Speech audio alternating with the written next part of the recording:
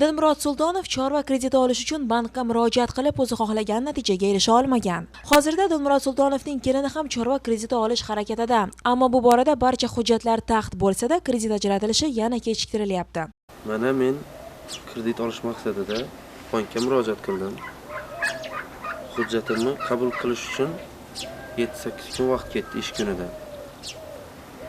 Keyin mayli hujjatimni olishdi. Men shartnoma qilib keldim. 15 kunlik shartnoma qildim. Chorva moli fermeri bilan. Lekin bank kreditimni 15 kun ichida chiqarib bera olmadi. Ish kuniga 29 kunga kechiktirdi. Har bir kilosini molni tirik vaznini 13 mingdan kelishib shartnoma qilgandim. Shartnomamni vaqt o'tib ketdi. Keyin boshqa joydan shartnoma qildim 15.500 ga. O'rtacha hisobda 2,5 million zarar ko'rdim. Mana endi bank meni bir kunga to'lov muddatim kechiksa, u menga foiz qo'yadi. Bank meni kechira olmaydi bir kunga to'lovimni kechiktirganim uchun. Lekin men 2,5 million zarar ko'ryapman. Men kechiktirsam, atigi 200 so'm foiz qo'yadi.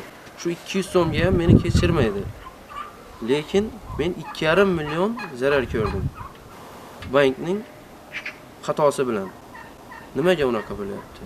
Kreditni hozir kelinimiz olmoqchi.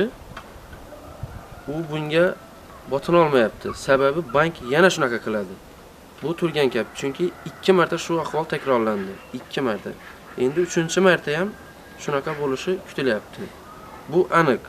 Sababi 21-fevral kuni murojaat qilganimizda 24-da keling deb javob qaytarishdi. 24-da borganimizda 27-da keling deb javob qaytarishdi. 27-da borganimizda 6-martda keling deb qaytarib yuborishdi. Hamma hujjatimiz joyida. To'la talabga javob beradi. Bankning qanday talablari bo'lsa, unga javob beradi. Bu hujjatlarni tayyorlash uchun ham ancha-muncha qiyinchiliklar bo'ldi. Ancha-muncha rasxod bo'ldi. Hozir men 15 mingdan shartnoma qilib qo'yibman. Endi bankning xatosi bilan buni ham vaqt o'tyapti. Bunga kim qaraydi? Nima qilamiz? Nima qilish kerak? O'tiraverish kerakmi? Mayli bank hech qisi yo'q. O'tdi ketdi. 2,5 million zarar ko'rdim. Yana zarar ko'raman, mayli deyish kerakmi yoki bunga kimdir yordam beradimi? Masala yuzasidan Xalq banki Xonka tumani filialiga murojaat etdik. Biroq mas'ul xodimlardan bu masalada intervyu olishning ilojisi bo'lmadi.